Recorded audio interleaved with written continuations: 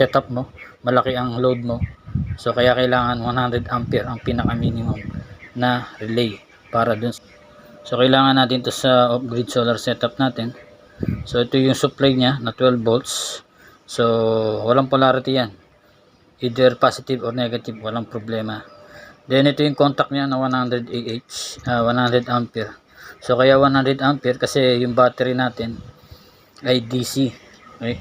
So siya yung nagsusupply papunta sa inverter. So yung inverter humihigop ng kuryente yan. So malakas humigop ng kuryente yan. So depende sa wattage na hiningi.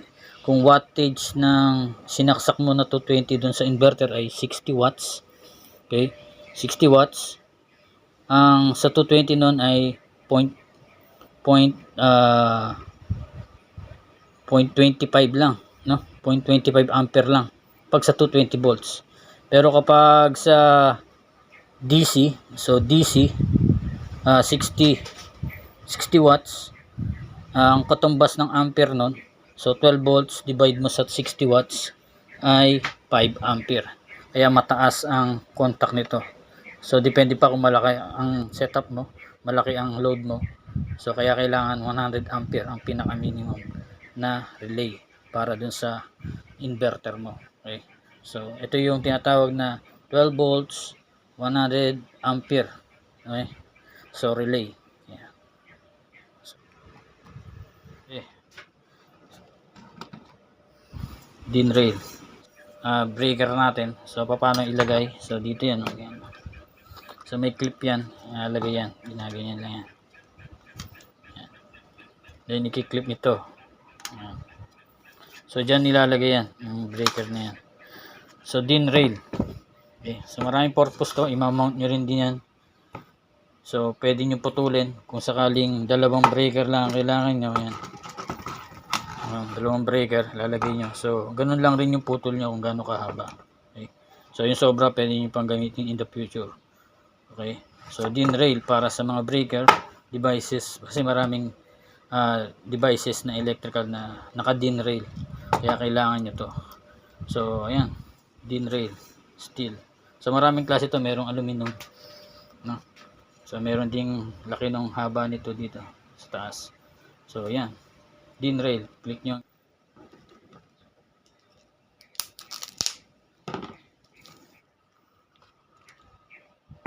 DC breaker. So ito naman yung DC breaker natin, no? Para sa off-grid solar setup natin o para sa small off-grid solar setup natin, pang DIY wires, no? So PEMC yung tatak nito. So DC breaker to kung tawagin. So magkaiba yung DC breaker sa AC breaker. So pag sinabing AC, yun yung kuryente natin sa bahay. Pag sinabing DC, so iba na yun, may mga battery, then solar panel.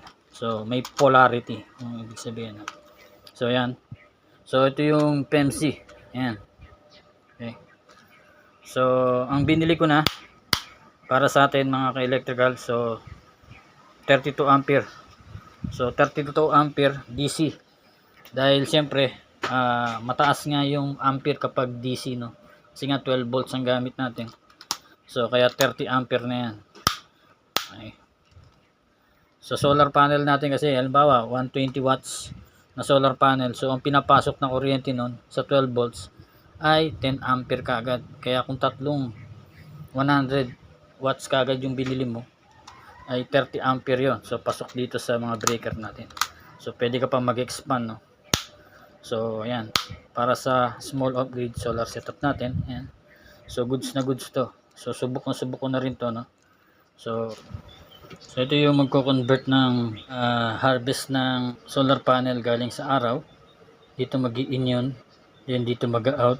So kino-convert niya yung sunlight from solar panel papunta rito para may charge niya yung kuryente na kinonvert niya galing sa harvest ng araw papunta sa battery, no? So pwede to sa 12 volts na battery, pwede rin sa 24 volts. Okay. Kapag 12 volts na battery naman, kaya niya hanggang 300 watts na solar panel. So yan, So 30 ampere to, then 12 volts rated, 12 volts to 24 volts, maximum voltage 50 volts, maximum PV input power 390 watts sa 12, then 780 watts sa 24. So ito yan, may mga logo yan, positive, negative, solar panel yan, logo. Then logo ng battery, positive, negative din. Then sa ilaw, positive, negative din. So ito, dito nyo pwede gamitin manual, pwede nyo manual buksan yung ilaw, pwede rin automatic. So dito yan, may mga menu yan. So may manual na kasama yan, so pwede yan. Okay.